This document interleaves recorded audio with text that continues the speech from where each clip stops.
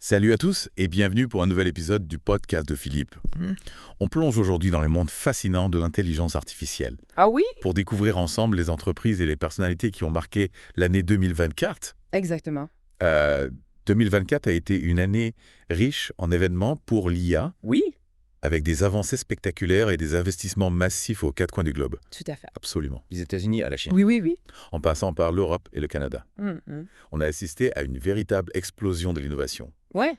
Pour commencer, j'aimerais avoir votre point de vue sur le paysage global de l'IA en 2024. Qu'est-ce qui vous a particulièrement marqué? Ce qui est frappant, c'est la domination des entreprises américaines en termes de valorisation. Ah oui, OpenAI avec ses 86 milliards de dollars. oui. Databricks Anthropic, D'accord. ces géants de la tech ont une influence considérable sur l'évolution du secteur. Effectivement, ces chiffres donnent le vertige. Mais la Chine semble déterminée à rattraper son retard, n'est-ce pas? Oui, la Chine investit massivement dans l'IA et devient un acteur incontournable. Oui. Du transcende Huawei. Oui. Ces entreprises chinoises sont très présentes dans des domaines clés comme la reconnaissance faciale, les vies intelligentes et les véhicules autonomes. Mhm. Et l'Europe, comment se positionne-t-elle dans cette course à l'innovation? L'Europe, et en particulier la France, est en phase d'accélération. Oui. Des startups comme Mistral AI et DataQ se distinguent par leur dynamisme et leur levée de fonds importante. D'accord. Mistral AI a d'ailleurs choisi une approche open source pour ses modèles d'IA, Ah oui. ce qui est assez disruptif dans le domaine. Open source, ça veut dire que leurs technologies sont accessibles à tous. En partie, oui. Hmm. L'idée est de permettre à un plus grand nombre de développeurs et de chercheurs de contribuer à l'amélioration de ces modèles. D'accord. C'est une approche qui a le potentiel de démocratiser l'accès à l'IA et d'accélérer l'innovation. Intéressant.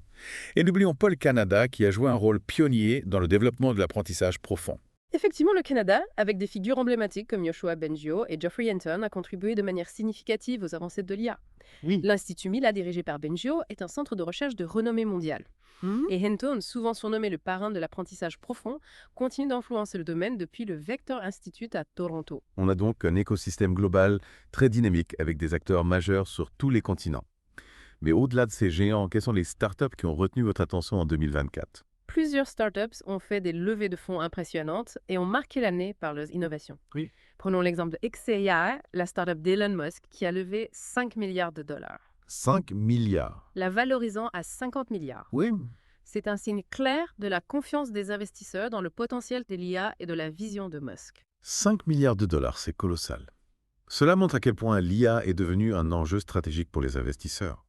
Mais au-delà des sommes investies, ce qui est fascinant, c'est la diversité des domaines d'application de l'IA. Tout à fait. L'IA s'immisce dans tous les secteurs de la santé à l'automobile en passant par la finance et l'industrie. Prenons Wave au Royaume-Uni qui développe des voitures autonomes sans lidar, une technologie généralement considérée comme indispensable pour la conduite autonome. D'accord. Leur approche basée uniquement sur l'IA et des caméras a séduit les investisseurs et leur a permis de lever 1,5 milliard de dollars. C'est une approche audacieuse qui pourrait révolutionner le secteur des véhicules autonomes. Et aux États-Unis, on a Figure AI qui se lance dans la création de robots humanoïdes. Avec un investissement de 2,6 milliards de dollars, dont une contribution de Jeff Bezos, ils affichent clairement leurs ambitions. Figure AI représente bien cette nouvelle vague d'entreprises qui veulent repousser les limites de la robotique.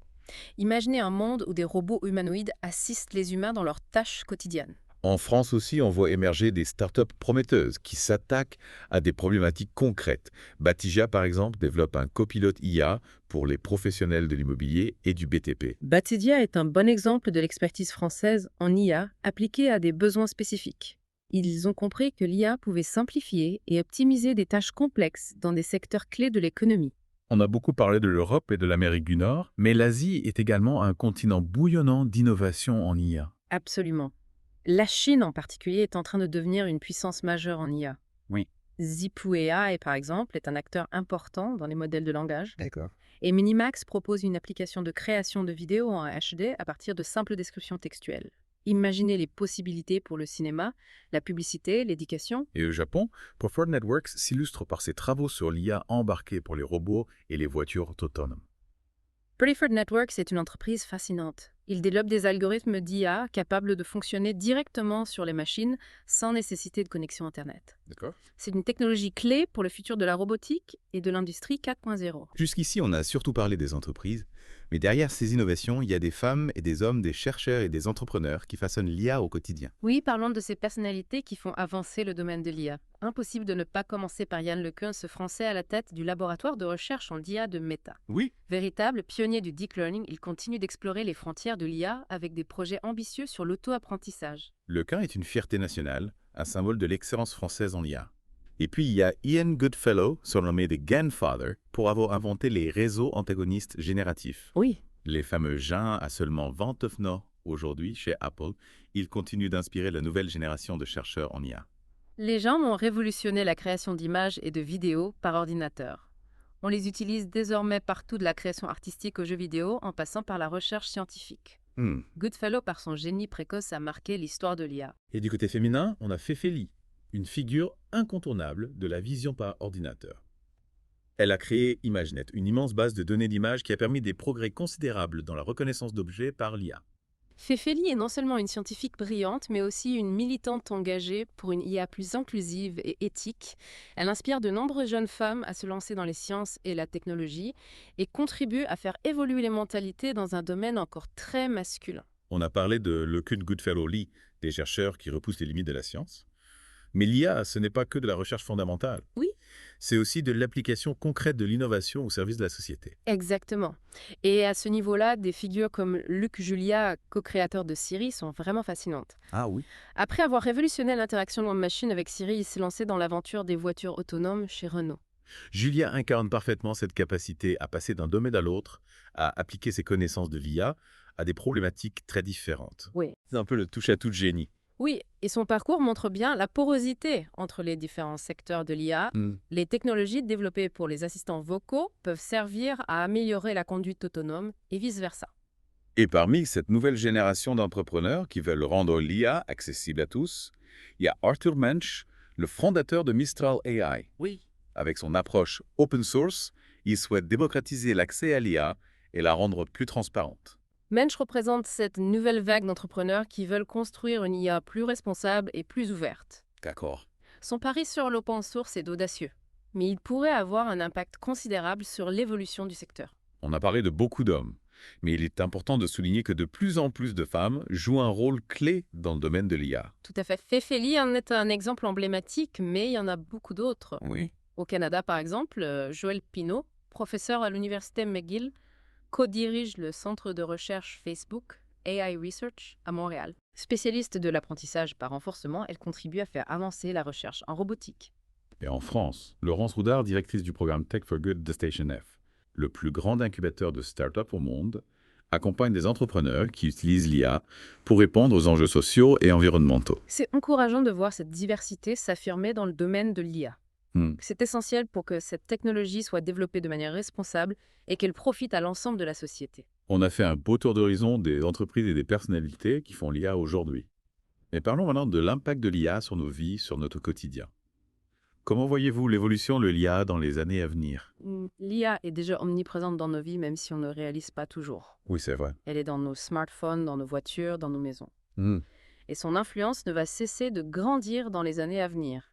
L'IA va transformer tous les secteurs d'activité de la santé à l'éducation, en passant par l'industrie et les transports. Cette transformation soulève des questions importantes. Oui. Par exemple, l'automatisation du travail est un sujet qui inquiète beaucoup de gens. L'IA va-t-elle remplacer les humains dans de nombreux métiers? C'est une question complexe. Oui. Il est certain que l'IA va transformer le marché du travail. Certains métiers vont disparaître, d'autres vont se transformer et de nouveaux métiers vont émerger. Le défi, c'est d'anticiper ces changements et de préparer les travailleurs aux compétences de demain.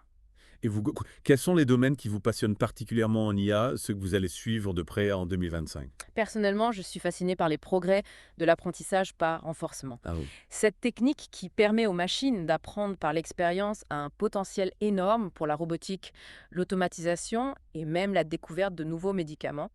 Et au-delà des aspects techniques, l'IA soulève des questions éthiques et sociétales importantes. Comment garantir que l'IA soit utilisée pour le bien de l'humanité?